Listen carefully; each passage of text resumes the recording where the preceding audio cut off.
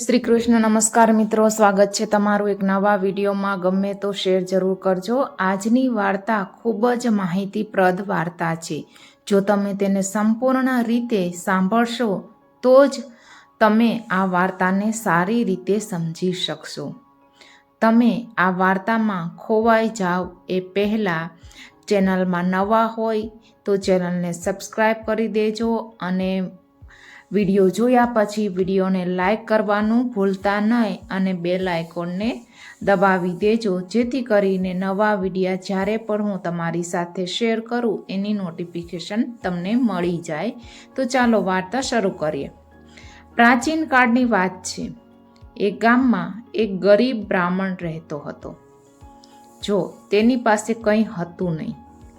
તેની પાસે એક ખાલી જર્જરિત ઝૂંપડી અને ખૂબ જ ગુસ્સાવાળી પત્ની હતી.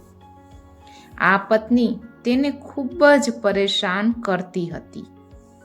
તે તેની પત્નીથી કંટાળી ગયો હતો. આ કારણે તે પોતાના આ ઘરથી જરાય લગાવ ધરાવતો ના હતો. પણ તેણે વિચાર્યું કે જો ભગવાને મારા નસીબમાં આ જ લખ્યું છે તો તેની સામે હું કેવી રીતે અસંતોષ બતાવું. જે મારા ભાગ્યમાં આ લખાયેલું જ છે તે મારે ભોગવવું જ રહ્યું. તો આમ તે પોતાની જાતને કહેતો રહેતો અને પોતાની જાતને મનાવતો રહેતો. પણ તેની પત્નીનું ખરાબ વલણ વધતું જ રહ્યું હતું અને અપમાન પણ વધતું જતું રહ્યું હતું. ક્યારેક જ્યારે તે કમાઈને આવતો ત્યારે ઘણી વાર તે ખીજાતી અને ક્યારેક તેના પર હાથ પણ ઉઠાવતી હતી. પછી તે બ્રાહ્મણે તેનું ઘર છોડી દેવાનું નક્કી કર્યું. તે બ્રાહ્મણ વિચારે છે કે મારે આ ઘરમાં રહેવું યોગ્ય નથી.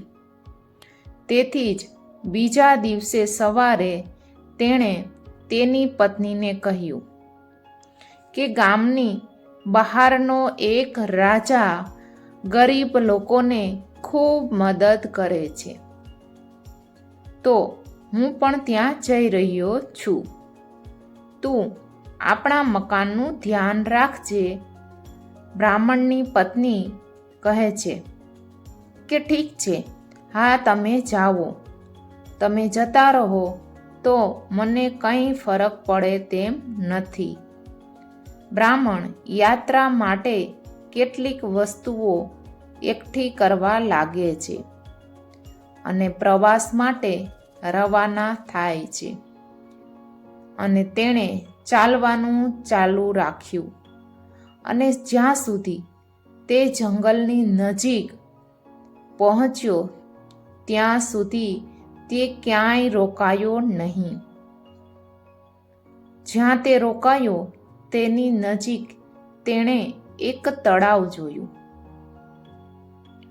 તે પોતાનો બધો સામાન ત્યાં તળાવની પાસે નીચે રાખે છે, જેથી તે ત્યાં કંઈક ખાઈ શકે અને ખાઈને પછી તળાવમાંથી પાણી પણ પી શકે અને આરામ કરી શકે. જ્યારે તે સૂતો હતો ત્યારે તળાવમાંથી એક નાનો સાપ આવ્યો અને બ્રાહ્મણના થેલામાં ઘૂસી ગયો, જેમાં બ્રાહ્મણે ખાવાની વસ્તુઓ રાખી હતી. થોડો અવાજ થતાં બ્રાહ્મણ જાગી ગયો. તે થેલામાં ખોલીને જોવા લાગ્યો. જ્યારે બ્રાહ્મણે સાપને જોયો ત્યારે તેણે તરત જ થેલીને બંધ કરી દીધી અને તેની થેલીને ખૂબ જ સજ્જડ રીતે બાંધી દીધી અને વિચારવા લાગ્યો, હું ઘરે જ પાછો જાઉં અને આ મારી પત્નીને આપીશ તો તે આ થેલીને જરૂર ખોલશે અને આ સાપ ખોલશે એવો તેને કરડી અને મારી નાખશે. પછી હું મારી પત્નીના ઝઘડામાંથી મુક્ત થઈ જઈશ. એમ વિચારીને બ્રાહ્મણ પોતાના ઘર તરફ જવા લાગ્યો. ઘરે પહોંચતાની સાથે જ તે તેની પત્નીને કહે છે, હું તારાથી દૂર રહી શકતો નથી, એટલે જુઓ હું પાછો આવ્યો છું, અને જુઓ હું તમારા માટે શું લાવ્યો છું. તેને ખોલો અને તમારા માટે જે વસ્તુ લાવ્યો છું એ જુઓ. પત્નીએ થેલી પકડી અને તેના પરની ગાંઠ ખોલવા માંડી. બ્રાહ્મણ કહે છે, અહીં નહીં, ચાલો તેને ઘરમાં ખોલીએ. તેની પત્ની કહે છે, હા, ચાલો ઘરમાં જઈએ. તે ઘરના રૂમમાં ગયા. ત્યારે બ્રાહ્મણે બહાનું કાઢ્યું. બ્રાહ્મણ કહે, હું થોડી વારમાં જ આવું છું. અને એવી રીતે બ્રાહ્મણ બહાર ચાલ્યો જાય છે અને બહારથી દરવાજાને બંધ કરી દે છે. પરંતુ તેના મનમાં ખુશી હોય છે અને વિચારે છે કે હવે તે જલ્લાદ જેવી સ્ત્રીથી છુટકારો મેળવશે. રૂમની અંદર તેની પત્નીએ થેલીની ગાંઠ ખોલી. તેણે એક સાપ નીકળ્યો. થેલીને તેણે બાજુમાં ફેંકી દીધી અને ચીસો પાડવા લાગી. બચાવો, બચાવો, બચાવો, તેણી બહાર દોડી ગઈ. પરંતુ દરવાજો તો બહારથી બંધ હતો. તેણીએ જોરથી બૂમ પાડી, ઘરનો દરવાજો ખોલો. બ્રાહ્મણ કહે છે, હા, હું ખોલું છું, થોડી વાર રાહ જો. પણ બ્રાહ્મણે દરવાજો ખોલ્યો નહીં. પછી રૂમમાં અચાનક એક પ્રકાશ દેખાય છે અને પ્રકાશની પાછળ એક આકૃતિ જોવા મળે છે. અને તે સાપ નથી, એક સુંદર નાનો છોકરો, ખૂબ જ હોશિયાર છોકરો બની ગયો હોય છે. બ્રાહ્મણની પત્ની પોતાના બાળકોને જોઈને ખૂબ ખુશ થઈ જાય છે અને તે તેના પતિને બોલાવે છે. પણ બ્રાહ્મણ ડરીને અંદર જતો નથી. તે વિચારી રહ્યો હતો કે અંદર કોઈ સાપ છે અને તે તેને ડંખ મારશે. બ્રાહ્મણની પત્ની કહે છે કે અંદર આવીને જુઓ તો ખરા કેવું સુંદર બાળક છે. આ વખતે તમે ખરેખર આટલી સરસ ભેટ લાવ્યા છો અને હું ક્યારેય હવે તમારી ઉપર ગુસ્સો કરીશ નહીં અને ક્યારેય પણ તમારી સાથે લડીશ નહીં. પત્ની પાસેથી આ બધું સાંભળીને બ્રાહ્મણ દરવાજો ખોલીને અંદર રૂમમાં આવ્યો. આવા સુંદર બાળકને જોઈને બ્રાહ્મણના બધા દુઃખ દૂર થઈ ગયા અને બંને પતિ પત્ની ખુશ થઈ ગયા અને તેઓ ખુશીથી જીવવા લાગ્યા. આ બાળક બ્રાહ્મણના ઘરે આવતાની સાથે જ જાણે તેનું ભાગ્ય લઈને આવ્યો હોય તે રીતે બ્રાહ્મણનું ભાગ્ય એકદમ બદલી ગયું હોય તેવું લાગે છે. તે બ્રાહ્મણ ધનવાન બની ગયો. દરેક જગ્યાએ તેનું સન્માન થવા લાગ્યું. માન અને સન્માન મળવા લાગ્યું. તેનો દીકરો જેમ જેમ મોટો થતો ગયો તેમ તેમ તે વધારે ને વધારે સુંદર બન્યો અને તેણે છોકરાનું નામ નાગપાલ પાડ્યું. તે 4 વર્ષનો છોકરો એટલો બુદ્ધિશાળી હતો કે તે મોટા મોટા લોકોને પણ વાદ વિવાદમાં હરાવી દેતો હતો. જોકે તેને અન્ય બાળકોની જેમ ક્યારેય શાળાએ મોકલવામાં આવ્યો ન હતો, પરંતુ તે બધા બાળકો કરતાં વધુ હોશિયાર હતો અને બધી ભાષાઓ જાણતો હતો. તે જ્ઞાનની વાત પણ કરતો હતો. તેથી અમર્યાદિત શક્તિઓ તેની પાસે અપાર શક્તિઓ અને ગુણો હતા. જ્યારે નાગપાલ એક યુવાન થયો ત્યારે તેણે તેના પિતાને પૂછ્યું, અહીં શું કોઈ પવિત્ર જળાશય નથી? બ્રાહ્મણ કહે છે, કેમ દીકરા? પુત્ર કહે છે કે મારે પવિત્ર જળાશયમાં સ્નાન કરવું છે. દીકરો કહે, મને ઘણા દિવસોથી આ ઈચ્છા હતી. મને ઘણા દિવસોથી તળાવમાં નહાવાની ઈચ્છા છે, પરંતુ તે તળાવનું પાણી શુદ્ધ હોવું જોઈએ, નહીં તો હું અશુદ્ધ થઈ જઈશ. બ્રાહ્મણ થોડી વાર વિચારે છે અને કહે છે કે અહીં આસપાસ કોઈ તળાવ નથી. પુત્ર, પણ રાજાની બાગમાં એક સુંદર મજાનું નાનું એવું તળાવ છે. તે બગીચાની આસપાસ ખૂબ જ મજબૂત દિવાલો પણ છે અને ત્યાં જવું અશક્ય છે. દીકરો કહે છે કે તમે મને બતાવો કે એ બગીચો ક્યાં છે. બ્રાહ્મણ કહે છે કે ના, આ અશક્ય છે. જો રાજાના સૈનિકો તને જોશે તો રાજાને ખબર પડશે અને અમને જીવતા છોડશે નહીં. તેનો દીકરો કહે છે કે તમે મને ત્યાં લઈ જાઓ. તમે જાણો છો કે મારી પાસે દૈવી શક્તિઓ છે અને હું કોઈ સાધારણ બાળક નથી. બ્રાહ્મણ કહે છે, પણ આપણે સાવચેત રહેવું જોઈએ. તે બાળક કહે છે કે મારા પર વિશ્વાસ કરો અને બધું ઠીક થઈ જશે. જ્યારે પુત્ર ખૂબ જ જીદ કરવા લાગ્યો ત્યારે બ્રાહ્મણે તેને બગીચા તરફ લઈ જવાનું નક્કી કર્યું. જ્યારે બંને સ્થળની નજીક પહોંચ્યા તો નાગપાલે જોયું કે દિવાલો કેટલી ઊંચી હતી.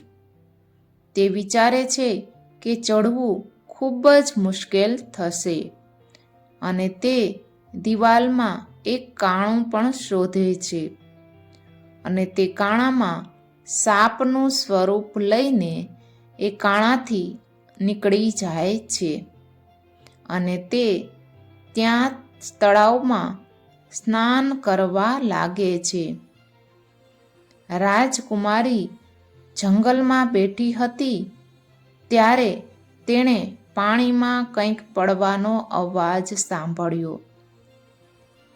તેથી રાજકુમારીએ તેના નોકરોને ત્યાં જોવા માટે મોકલ્યા કે કોઈ બગીચામાં પ્રવેશ્યું છે કે કેમ. દાસીઓ ત્યાં પહોંચે છે. ત્યાં સુધીમાં નાગપાલ સાપનું રૂપ ધારણ કરીને બગીચામાંથી બહાર આવી ગયો હતો. આમ બીજા દિવસે ફરી આવ્યો.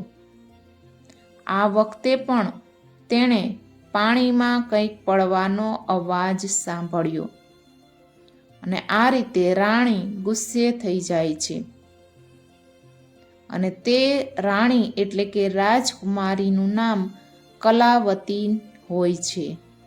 તેણે કહ્યું કોણ છે મારા બગીચામાં અને મારા જ તળાવમાં નહાવાની હિંમત કોણ કરી છે? પરંતુ આ વખતે પણ દાસીઓ ત્યાં પહોંચે એ પહેલાં જ નાગપાલ ત્યાંથી ચાલ્યો જાય છે. જ્યારે નાગપાલ ત્યાં ત્રીજી વખત આવ્યો ત્યારે જ કલાવતી બગીચામાં બેઠી હતી. જ્યારે તેણે એક સુંદર યુવકને તળાવમાં નહાતો જોયો ત્યારે તે તેની સામે એક ધારી જોતી જ રહી ગઈ. કલાવતીનું માનવું છે કે આવી સુંદરતા સામાન્ય માણસમાં હોઈ શકે નહીં. આટલી સુંદર વ્યક્તિ કોણ હોઈ શકે? અને મેં આવી સુંદર વ્યક્તિને ક્યારેય જોઈ નથી. જ્યારે નાગપાલ સ્નાન કર્યા પછી પોતાને સાપમાં પરિવર્તિત કરે છે ત્યારે રાજકુમારી તેની દાસીને કહે છે કે તેની પાછળ જાઓ અને મને જણાવો કે તે યુવક કોણ છે અને તે ક્યાં રહે છે. પછી દાસી પાછી આવે છે અને રાજકુમારીને બધી વાત કહે છે. તે સાપ યુવાનનું રૂપ ધારણ કરીને એક બ્રાહ્મણ જેનું નામ દેવગુરુ એના ઘરે ગયો અને તે તેનો પુત્ર હતો. રાજકુમારી તેની માતા પાસે જાય છે પણ તેની માતાને કહે છે, માં, મારે નાગપાલ સાથે લગ્ન કરવા છે. તે સાંભળી તેની માં ગુસ્સે થઈ જાય છે. તે દેવગુરુ નામના બ્રાહ્મણનો પુત્ર છે, કારણ કે હું તેના જેવા સુંદર માણસ વિના રહી શકું તેમ નથી. રાજકુમારી કહે છે કે તે યુવકના પ્રેમમાં પડી ગઈ છે. રાણી જઈને રાજાને કહે છે. રાજા તેની પુત્રીને કહે છે કે પુત્રી, તું જે રાજકુમાર સાથે લગ્ન કરવા માંગીશ, હું તારા લગ્ન તેની સાથે કરાવીશ. હું તારા માટે સ્વયંવરનું આયોજન કરું છું અને એ સ્વયંવરમાં દૂર દૂરથી રાજકુમારો આવશે અને તું એમાંથી રાજકુમારને પસંદ કરજે. રાજકુમારી ના કહે છે. તે કહે છે કે નાગપાલ જેવો સ્વરૂપ અને લક્ષણોમાં તેના જેવું કોઈ જ બીજું ના હોઈ શકે. રાજા કહે છે કે તું જાણે છે કે તું શું કહે છે? એ એક સામાન્ય બ્રાહ્મણ છે અને મારી દીકરી માટે હું તેના પુત્રનો હાથ કેવી રીતે માંગી શકું? હું રાજા છું. હું કોણ છું અને તે ક્યાં છે? પૃથ્વી અને આકાશ ક્યારેય મળી શકે નહીં. દીકરી, હું તારા માટે દુનિયાનો સૌથી સુંદર રાજકુમાર શોધી કાઢીશ. રાજકુમારી કહે છે કે પિતા નહીં, તે ગરીબ હોય કે અમીર, તેનાથી શું ફરક પડે છે? મેં બ્રાહ્મણના પુત્રને મારા પતિ તરીકે સ્વીકાર કર્યો છે. હવે હું બીજા કોઈને સ્વીકારવા માંગતી નથી. હું જેને પ્રેમ કરું છું તેની સાથે જ લગ્ન કરવા માંગુ છું. રાજા કેટલાક દિવસો સુધી વિચારતો રહ્યો અને છેવટે તેની પુત્રીની ખુશી માટે તેણે તેને બ્રાહ્મણને બોલાવવાનો આદેશ જારી કર્યો. જ્યારે બ્રાહ્મણ રાજાનો આદેશ સાંભળે છે ત્યારે તે વધુ ચિંતિત થઈ જાય છે અને વિચારે છે કે રાજાએ મને શા માટે બોલાવ્યો હશે? શું તેને ખબર પડી કે મારો દીકરો રાજકુમારીના બગીચામાં જાય છે અને હું એક સામાન્ય બ્રાહ્મણ છું, પણ હું આટલો અમીર કેવી રીતે બન્યો? આ વાત છે કે બીજી કોઈ વાત? અને સવારે રાજાના દરબારમાં આવી રીતે વિચારતા વિચારતા પહોંચે છે. બ્રાહ્મણ જ્યારે રાજાના દરબારમાં પહોંચે છે ત્યારે રાજા વિચારે છે, શું મારી પુત્રીને આના પુત્ર સાથે લગ્ન કરવા પડશે? બીજા રાજાઓ શું કહેશે? અને મારા મંત્રીઓ પણ શું કહેશે? પણ જ્યારે રાજાએ પોતાની પુત્રી વિશે વિચાર્યું પછી રાજા કહે છે કે હે બ્રાહ્મણ, મેં સાંભળ્યું છે કે તમારો દીકરો બહુ પ્રતિભાશાળી અને સુંદર છે. શું તમે તેને મારી દીકરી સાથે લગ્ન કરવા અનુમતિ આપો છો? બ્રાહ્મણ કહે છે કે મહારાજ, તમે ખૂબ જ બુદ્ધિશાળી અને જાણકાર છો. હું પાલક છું. હું ફક્ત તમારા રાજ્યનો એક સભ્ય છું.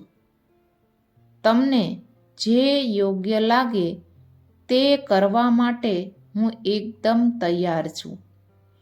બ્રાહ્મણ કહે છે કે રાજા અને પ્રજા બંને સુખી થતા હોય તો આનાથી વધુ મારા માટે શું હોય? રાજા કહે છે, ઠીક છે, હું રાજ જ્યોતિષને કહું છું અને લગ્નનું શુભ મુહૂર્ત કાઢું છું. દેવગુરુ રાજાના દરબારની બહાર નીકળતા એ દેવગુરુ પોતાના ઘર તરફ ચાલે છે ને બ્રાહ્મણ આ સાંભળી સુખી અને દુઃખી બંને હતો. તે ખુશ હતો કારણ કે તેનો પુત્ર રાજકુમારી સાથે લગ્ન કરવા જઈ રહ્યો હતો, અને બીજી બાજુ એ દુઃખી પણ હતો.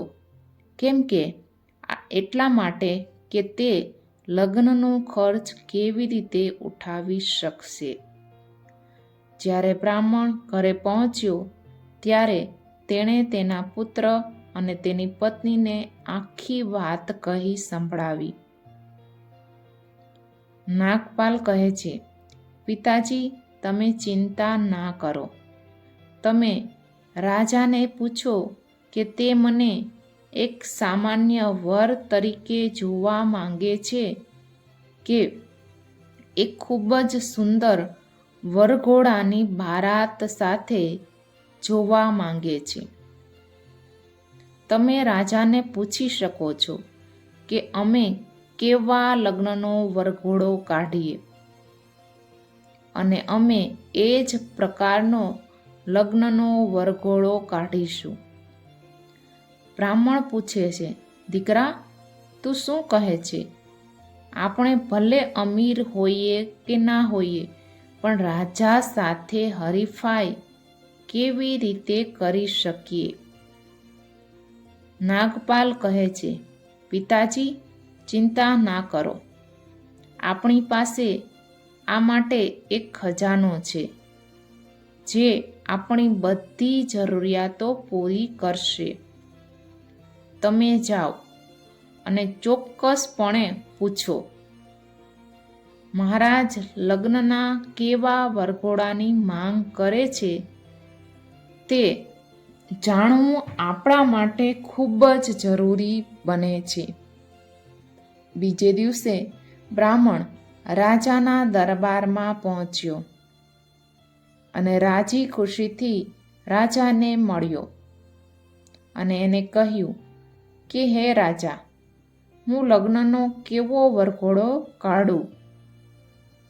રાજા કહે છે કે જેમ એક રાજાના રાજકુમારનો વરઘોડો હોય તેમ, અને તેમાં કોઈ જ ખામી ના રહે, તેનું ખાસ ધ્યાન રાખજો.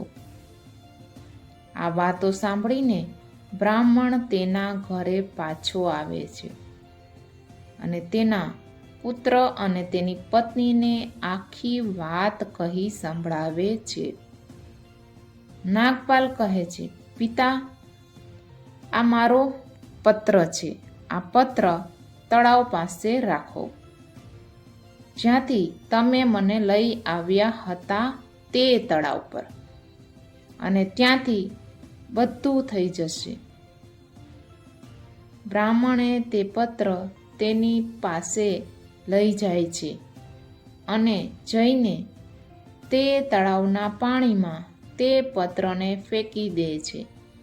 જ્યારે તેણે પત્રને પાણીમાં નાખ્યો, ખૂબ જ સુંદર વરઘોડાનું જુલુસ નીકળે છે, જેમાં બેન્ડ પાર્ટી, ડ્રમ, હાથી, ઘોડા, સોના, ચાંદી બધા તાલમાં બહાર આવવા લાગે છે. એક ખૂબ જ સુંદર જુલુસ રાજાના મહેલ તરફ આગળ વધવા લાગ્યું. જ્યારે લગ્નનું જુલુસ રાજાના મહેલની નજીક પહોંચી, ત્યારે રાજાએ મહેલની પારીમાંથી એક વિશાળ જુલુસ જોયું. જ્યારે તે જુલુસ આવતું જોયું, ત્યારે રાજાએ તેના મંત્રીને પૂછ્યું કે શું તે દેવગુરુના પુત્રના લગ્નનું જુલુસ છે કે અન્ય કોઈ રાજકુમાર આવી રહ્યો છે? અને મંત્રીએ કહ્યું, ના મહારાજ, કે એ જ બ્રાહ્મણના પુત્રના લગ્નનું જુલુસ છે. લગ્નનું જુલુસ જોઈને રાજા ખૂબ ખુશ થયા અને ખુશીથી લગ્ન કર્યા. અને તે પછી રાજાએ તેની પુત્રી અને નાગપાલ માટે નદીના કિનારે એક મહેલ બનાવ્યો. નાગપાલ તેની પત્ની કલાવતી સાથે મહેલમાં રહેવા લાગ્યો અને તળાવમાં નાગપાલની બીજી પત્નીઓ રહેતી હતી. તે તમામ રાણીઓ છે તેના પતિને લાંબા સમયથી ન આવવાથી ચિંતિત રહેવા લાગી અને તેના પતિને શોધીને તેને પાછો લાવવાની યોજના કરવા લાગી. જ્યારે તેણે ખબર પડી કે તેના પતિએ એક મનુષ્ય સ્વરૂપ લઈને એક કલાવતી નામની રાજકુમારી સાથે લગ્ન કરી લીધા છે, તેથી બધી જ સાપ રાણીઓ ખૂબ ગુસ્સે થઈ જાય છે. તેમાંથી એક સાપ રાણીએ ડાયનનું રૂપ ધારણ કર્યું અને તેને પાછા લાવવાની જવાબદારી લીધી અને કાચનું વાસણ લઈને નાગપાલના મહેલ તરફ આગળ વધી. તેણે વિચાર્યું કે જ્યારે નાગપાલ આ કાચના વાસણ જોશે, ત્યારે તેને તેની પત્નીઓ અને ઘણા દિવસોથી રાહ જોનાર તમામ નાગરાણીઓની તેને યાદ આવશે. ને એક દિવસ નાગરાણી કલાવતીને સફળતાપૂર્વક મળ્યા પછી તેણીએ કલાવતીને કાચના વાસણો વેચી દીધા અને તે પાછી આવી. સાંજે જ્યારે નાગપાલ પાછો મહેલમાં ફરે છે ત્યારે તેણે કાચના વાસણો જોયા. ત્યારે તેને ખૂબ ગુસ્સો આવ્યો અને તેણે બધા વાસણો તોડી નાખવાનું કહ્યું અને સાથે કલાવતીને સાવધાન રહેવાનું પણ કહ્યું કે આવી સ્ત્રીઓની જાળમાં ક્યારેય નહીં પડતા. તેની પાસેથી કોઈ પણ વસ્તુ કે વાસણ ના ખરીદો. જ્યારે પ્રથમ નાગરાણીની યુક્તિ સફળ ન થઈ ત્યારે બીજો નાગરાણી શુદ્ધ સ્ત્રીનું રૂપ ધારણ કરીને કલાવતીની પાસે આવી અને કહ્યું કે હે રાજકુમારી, મારો પતિ નાગપાલ ગુસ્સે થઈને મને છોડી ગયો છે અને કૃપા કરીને તમે મારી મદદ કરો. આ સાંભળીને કલાવતી ખૂબ ગુસ્સે થઈ ગઈ અને કલાવતીએ કહ્યું, શું મેં કોઈ અશ્લીલ વ્યક્તિ સાથે લગ્ન કર્યા? પેલી સ્ત્રીએ કહ્યું, હા હા, તમે ચોક્કસ એક અશ્લીલ વ્યક્તિ સાથે લગ્ન કર્યા છે અને તે મારો પતિ છે, પણ મને મારો પતિ પાછો તમે આપી દો. તમે તો એક રાજકુમારી છો. તમારું શું છે? તમને તો ઘણા રાજકુમારો મળી જશે. રાજકુમારી, તું મારા પતિને મારી પાસે પરત કરી દે. તું તેની પરીક્ષા લઈ શકે છે.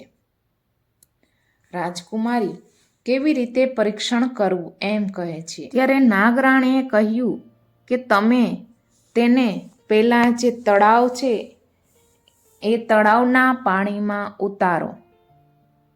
જો તે ડૂબી જશે તો તે મારો પતિ છે અને જો તે ડૂબે નહીં તો એ તમારો પતિ હશે. આમ કરવાથી તમને ખબર પડી જશે તે નાગ કન્યા હતી તે તેની પત્ની હતી અને તે તળાવમાં પાછી ઉતરી જાય છે. સાંજના સમયે જ્યારે નાગપાલ પાછો મહેલમાં આવે છે ત્યારે કલાવતીએ નાગપાલને આખી વાત કહી અને આ વાત સાંભળીને નાગપાલ એકદમ ગુસ્સે થઈ ગયો અને કહ્યું, કલાવતી, તને આ બધી વાતો આવી કોણ કહે છે? ત્યારે કલાવતીએ કહ્યું, મહારાજ, એક સ્ત્રી આવી હતી. ત્યારે નાગપાલે કહ્યું, એક વાત ધ્યાનમાં રાખ કે તે વાસ્તવિક મનુષ્ય નહોતી. તે એક સ્ત્રી હતી જે એક અલગ રૂપમાં આવી હતી અને એ આપણને અલગ કરવા માટે આવી હતી અને અલગ કરવા માંગતી હતી અને તારે આવા લોકો પર ક્યારેય ભરોસો ના કરવો જોઈએ. મહારાજ, હું એમના પર ક્યારેય વિશ્વાસ નહીં કરું એમ કલાવતી કહે છે, પરંતુ તમે તળાવના પાણીમાં જાઓ અને મને પાણીની પરીક્ષા આપો અને આવી રીતે પછી મને ખાતરી થઈ જશે. અને બંને એ લાંબા સમય સુધી આ વિશે દલીલો શરૂ કરી. નાગપાલે કલાવતીને ખૂબ સમજાવી અને કલાવતી, મને તળાવના પાણીમાં ના ઉતાર એમ કહે છે. રાજકુમાર પણ કલાવતી કહેવા લાગી, ના મહારાજ, હું આજે તમારી એક પણ વાત નહીં માનું. અને તે ગુસ્સામાં હતી. અને નાગપાલ જાણતો હતો કે જો તે તળાવના પાણીમાં જાય તો સર્પો બીજા તેને પકડી લેશે. પરંતુ કલાવતીના આગ્રહ સામે તેણે હાર સ્વીકારી લીધી અને તે તળાવની નજીક પહોંચી ગયો. જેના માટે નાગરાણી જે મહિલાના રૂપમાં આવી હતી તેણે કહ્યું. તેમ કરવા કલાવતીએ કહી જેમ નાગપાલ પાણીમાં પગ રાખે છે કે તુરંત પેલી નાગરાણીઓ તેનો પગ પકડીને ધીમે ધીમે પાણીમાં નીચે ઉતારવા લાગે છે. અને આ રીતે નાગપાલ નીચે જતો રહે છે ધીરે ધીરે. અને કલાવતી આ જોઈને રડવા લાગે છે. આ છે આ વાર્તાનો પહેલો પાર્ટ છે. પાર્ટ 2 છે એ કાલે આવશે. જો પાર્ટ 1 ગમ્યો હોય તો અત્યારે જ લાઈક કરી દેજો. તમારા મિત્રો સાથે જરૂરથી શેર કરજો. અને પાર્ટ 1 છે એના કરતાં પણ પાર્ટ 2 બહુ સરસ છે અને રહસ્યમય આ સ્ટોરી છે. જો તમે શેર કરો તો વધારે સારું અને આ મારી ચેનલને આગળ વધવાનો મોકો પણ મળશે. જો ગમ્યું હોય તો વિડીયો લાઈક કરી દેજો. નવા હોય તો ચેનલને સબસ્ક્રાઈબ કરી દેજો. જય શ્રી કૃષ્ણ.